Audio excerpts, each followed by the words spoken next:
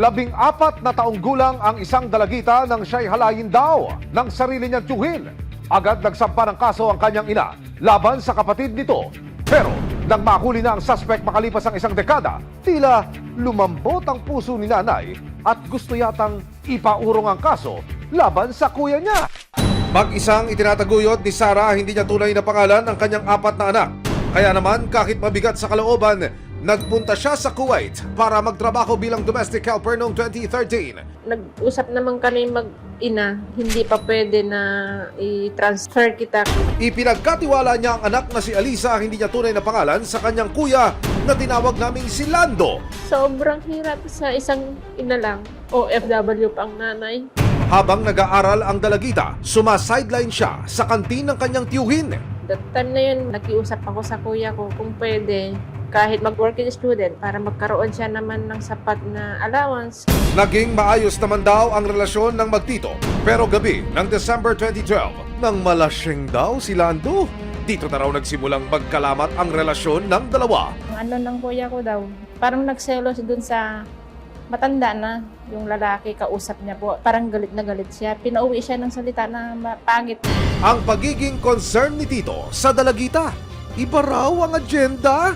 Nilolestya di umano ni Lando ang menor de edad na pamangkin. Ang nangyari doon, parang siyempre yung anak ko, na-stress siya. Hindi na nakapasok ng school kasi nga nagtatrabaho, puyat na puyat. Kaya ang ginawa niya panangsamantalahan yung bata. Matapos ang isang buwan, isang tawag ang natanggap ni Sarah mula kay Alisa. Nagsumbong na raw ang kanyang anak tungkol sa ginagawa ng kanyang Tito Lando sa kanya. Umiiyak siya sa akin. Hindi siya makapagsalita. Parang tinatakot kumbaga. Ang masakit, relative ko pa. Kaya nawalan ng gana ang anak ko ng aral. February 2013, napilitang umuwi si Sarah ng Pilipinas para samahan ang kanyang anak sa police station. Sila po ay nagpunta sa aming tangkapan upang magreklamo laban po sa gumahasa sa kanyang anak. At yun po ay kanyang tiyuhin. Agad po namin siyang nirefer sa PGH po, Children Protection Unit. Opo, amin pong ipin-examine, genital examination po. Positibo po na sinabi po doon sa resulta na siya nga po ay pinagsamantalahan. Kinasuhan din siya ng acts of lasciviousness in relation to Republic Act 7610 o Anti-Child Abuse Law. 2 beses po kasi na naisalaysay ng biktima na siya ay pinagsamantalahan. Kaya ang rape po na naisampa ay 2 counts. 12 taon matapos ang pangahalay di umano ni Lando sa pamangkin na si Alisa, March 18, 2024, inilabas na ang warrant of arrest laban sa suspect. Sa kadalasan po na mga hawak ko pong kaso, tumatagal po yun kapag po hindi nag-a-attend po ng mga court hearings. Hindi naman po kasi agarang pwedeng ibasura ang mga ganong klaseng kaso. Number 2, top most wanted ng MPD. Nag-research muna tayo. Nakakuha naman tayo ng asset dun sa malapit dun sa area na pinagtatuguan nitong ating subject. Kung ating subject ay isang maghahabal-habal. Ibinahagi sa resibo ng mga operatiba ng CIDG, Detection and Special Operations Unit, ang surveillance video na kanilang nakunan bago nila isagawa ang pag-aresto sa subject ng police operation. Ang video pong ito ay kuha sa loob mismo ng Intramuros, Maynila. At sa impormasyong ating natanggap mula ko sa mga pulis, driver ng isang motorcycle taxi ang subject ng police operation. Dito lang yan sir, sa may circle ng pier. Dito lang tumatarima yung subject natin.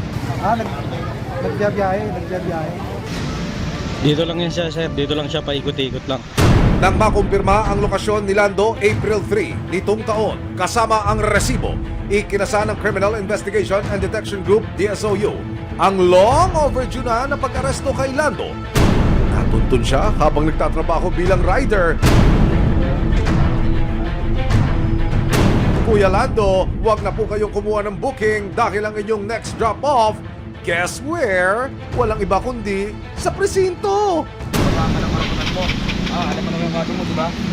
Mga CIDG kami. na bang warrant of arrest sa'yo, ha? Sa RTC Branch 5 Manila, sa kasong subversive business, saka 2 counts of rape. Pagka-aresto, dinala na siya sa opisina ng CIDG. Nakapanayam ng resibo ang suspect. Hindi nyo alam na may warrant kayo? Wala sir, hindi ko na alam sir kasi alam ko wala na ngayon sir eh. Kasi yung baga na hindi ko alam nag-aakyat ng kaso yun sir eh. Nabigla lang ako sir, nadampot ako dun sa amin. Ayon sa kanya, dumikit lang daw ang braso niya sa kanyang pamangkin. Pero yung bata, yung sinasabing napagsamantala mo, anong ginawa mo ba talaga Wala dyan? sir, wala sir. Napalo mo, hindi rin, di ba yun? Naano ko lang sir, di ko naman naano. Yung kumbaga lang na nag-ano kami lang sir, dikit lang wala namang ano sir. Wala kami nang nangyari sir. Siyempre bata yun sir eh.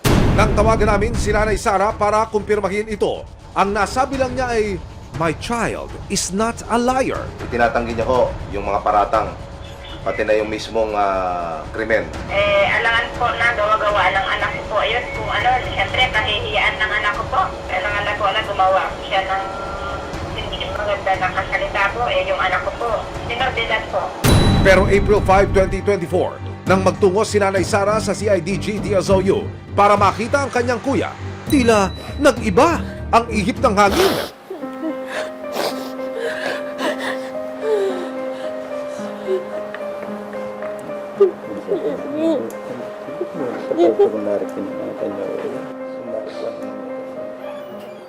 Ilang minuto pa lumipas, tinawagan ni Nanay Sara ang kanyang anak na si Aliza para ihatid ang balita na naaresto na ang kanyang tiyuhin. Ikaw lang nagiging ng buhay ko.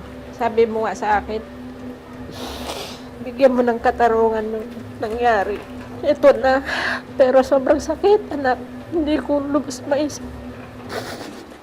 Si Tatay Lando humingi na rin ng kapatawaran sa kanyang pamangkin. No, ito, walang ulit dito.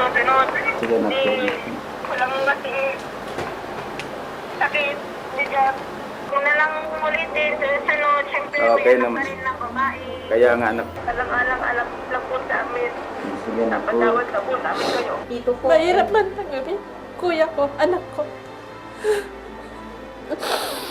Wala akong panghuhugutan ng lakas ng loob. Kundi mga anak ko. Hindi na nagpaunlak ng panayam si Aliza sa resibo, pero ibinahagi niya na nagpupursige siya ngayon para maging isang pulis. Kahit nagkapatawaran na ang magkakaanak, batas pa rin ang masusunod. Tuloy pa rin ang paggulong ng kaso laban kay Lando. Mayroon po kasi siyang kaso pang iba na rape at 2 counts. Yun po ay habang buhay po niyang pagdudusahan. Kaya kahit mag-bail po siya dun sa acts of lascivious business, mananatili pa rin po siyang nakakulong. Kung sakaling papatulayang nagkasala para sa kasong rape, nakaharap si Lando sa habang buhay na pagkakakulong, maaari naman siyang makulong ng hanggang 12 taon para sa kasong acts of lasciviousness para sa pangmomolestya di umano sa nooy menor de edad niyang pamangkin na si Aliza.